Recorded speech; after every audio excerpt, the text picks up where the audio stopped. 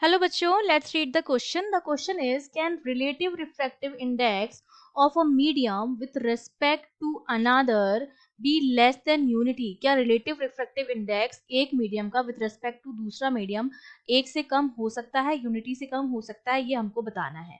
तो देखो, इस क्वेश्चन को सॉल्व करने का जो हमारा की कॉन्सेप्ट रहेगा उसमें आपको पता होना चाहिए कि जो रिलेटिव रिफ्रैक्टिव इंडेक्स होता है that is the mu of medium 1 to the mu of medium 2. ठीक है, ये हमारा होता है रिलेटिव रिफ्रैक्टिव इंडेक्स. मतलब एक मीडियम का रिफ्रैक्टिव इंडेक्स अपॉन दूसरे मीडियम का रिफ्रैक्टिव इंडेक्स, मतलब रेशियो, दो मीडियम के रिफ्रैक्टिव इंडेक्स का जो रेशियो होता है वो हमारा होता है रिलेटिव रिफ्रैक्टिव इंडेक्स.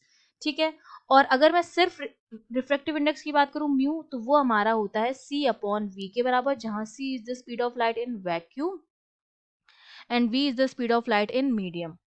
तो अगर सिर्फ म्यू की बात करूं, सिर्फ रिफ्रैक्टिव इंडेक्स की बात करूं, तो देखिए हमें पता है प्रैक्टिकली जो स्पीड ऑफ लाइट जो होती है वो मैक्सिमम होती है. मतलब सी जो होता है वो काफी ज्यादा, वो हमेशा बड़ा होगा इस वी से, तो म्यू की जो वैल्यू आएगी वो हमेशा ग्रेटर देन 1 आएगी. ठीक है, और एक ही केस में ये 1 के बराबर आ जाएगी. अगर सी मेरा वी के बराबर हो जाए तो म्यू जो है ज्यादा से ज्यादा 1 के बराबर हो सकता है, लेकिन v कभी भी c से बड़ा नहीं हो सकता. तो म्यू हमेशा 1 के बराबर आता है या 1 से छोटा 1 से बड़ा आता है. एयर के लिए म्यू जो होता है 1 के बराबर होता है, बाकी सबके लिए म्यू की वैल्यू 1 से ज्यादा होती है, क्योंकि जो c है speed of light in vacuum है that is always greater than the speed of light in medium.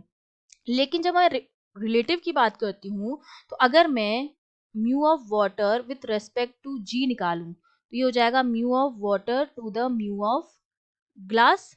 तो म्यू ऑफ वाटर हमारा होता है 1.3 और म्यू ऑफ ग्लास होता है 1.5.